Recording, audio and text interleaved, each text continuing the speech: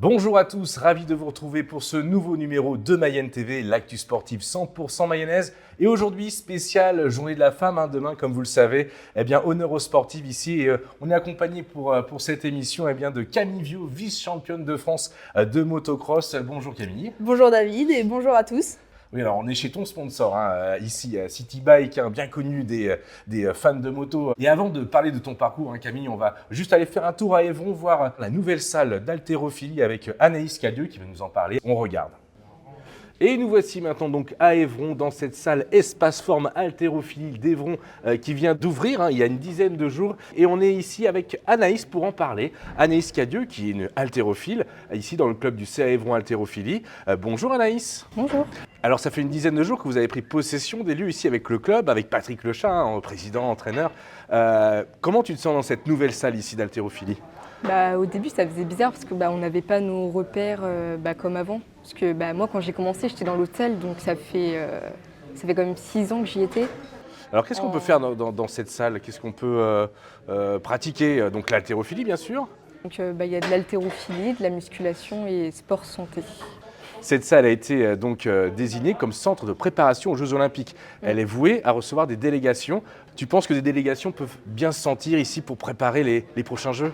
Oui, je pense oui parce que y a plein de plateaux, il y a tous les poids qu'il faut, il y a les appareils de musculation, etc. Enfin, il y a plein de choses donc je vois pas pourquoi ils se sentiraient mal quoi. Et Évron, c'est sympa. Évron, c'est sympa, le cadre est sympa. On va parler un peu de toi. Donc, tu as été récemment désignée, félicitations d'ailleurs, par le ministère des Sports comme sportive de haut niveau.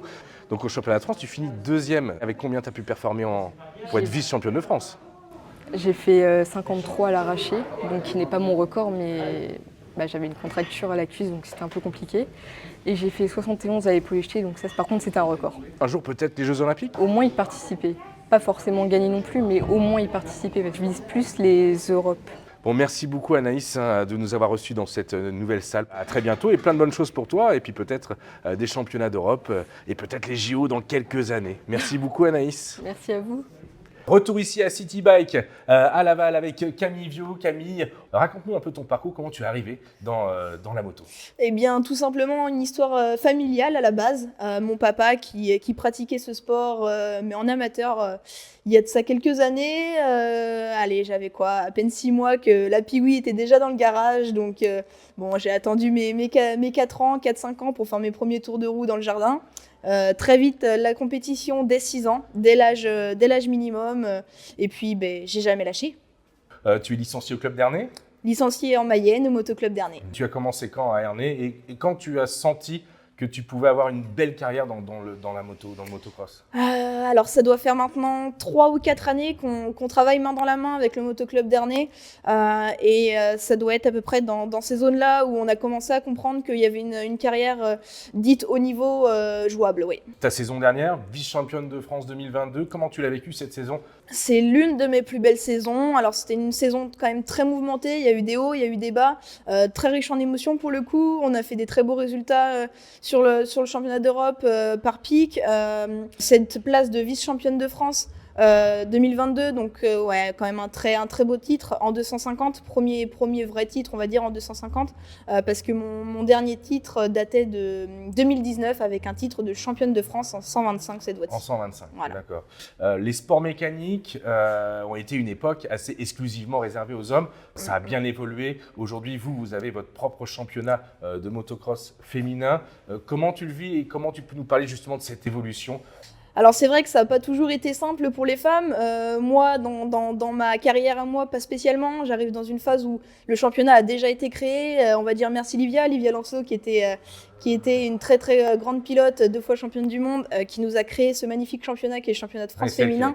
Il n'y a pas spécialement eu de rejet, même quand j'étais petite. Je me suis toujours battue avec les garçons. Je me suis jamais sentie à l'écart en tout cas. Bon, l'écart, on le ressent par contre dans les primes. Là, on ressent un très gros écart. Et la femme, et même dans le sport. Et même dans le sport, il y a ce plafond de verre. Voilà, exactement. Non, je ne touche pas du tout comme les hommes.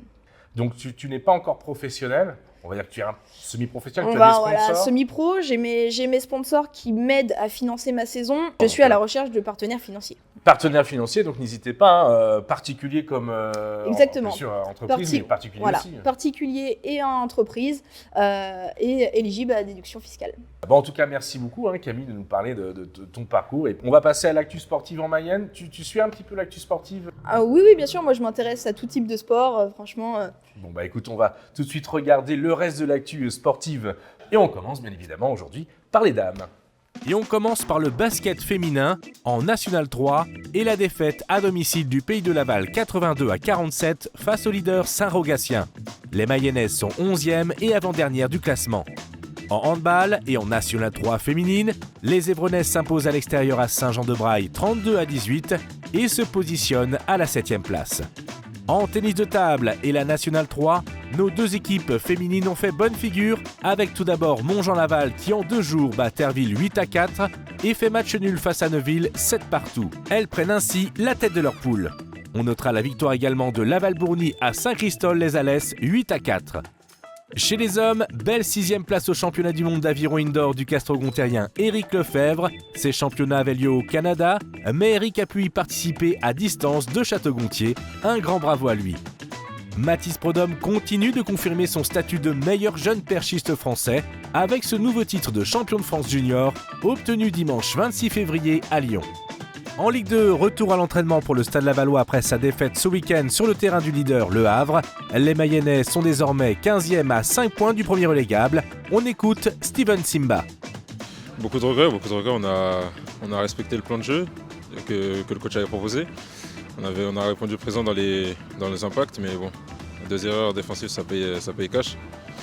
Et ça a payé samedi malheureusement contre nous.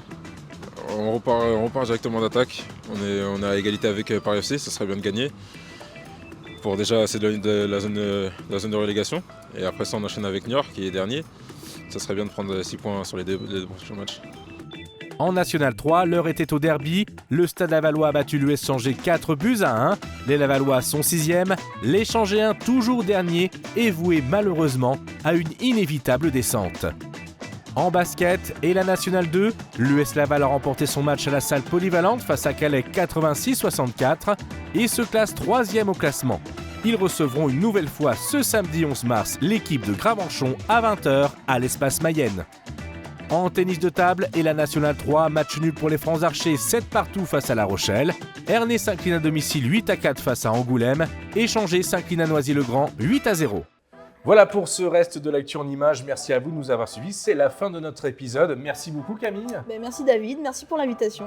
Et on se retrouve nous le 21 mars prochain pour une émission spéciale Bonchamp et Laval.